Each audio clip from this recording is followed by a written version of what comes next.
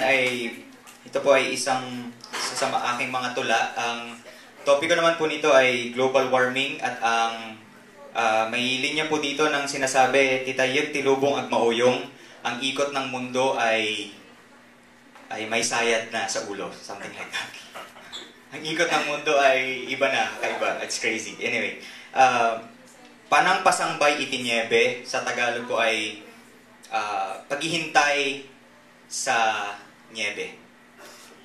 Panang pasangbay itinyebe.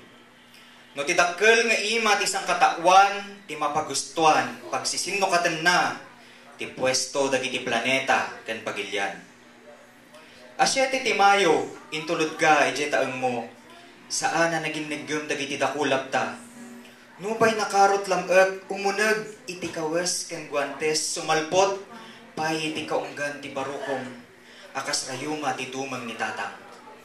Global warming kunada, awan mat na mati kada tayo.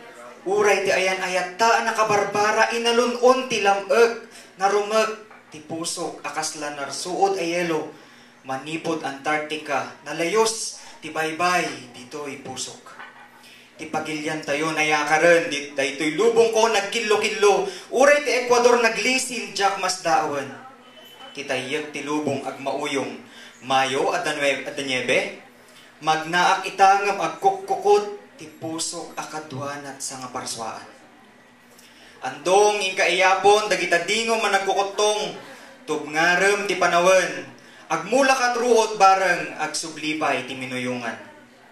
Nagango dagiti ruot, pinasuyutam a pinasuyutan, nasaya agmed kunam, nalalangto dagiti mulmulam.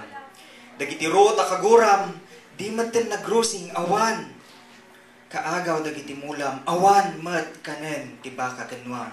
Andong inkaiyapon, dagiti dingo managkukutong, tubngarem ti panawen, agmula kat ruot amangan, no agsublipay teletang. Sinilwan tayo ti init, natiliwmet, imasidegan, gumilgil ayab ti bara, inton bigat, nadagsen na nyebe ti matnag. Thank you very much po. Salamat po sa pakikinig. And ang mga videos po ng aming poetry reading and konting annotation in Ilocano and Tagalog may papost po sa www.danio.com a few days from now. Thank you.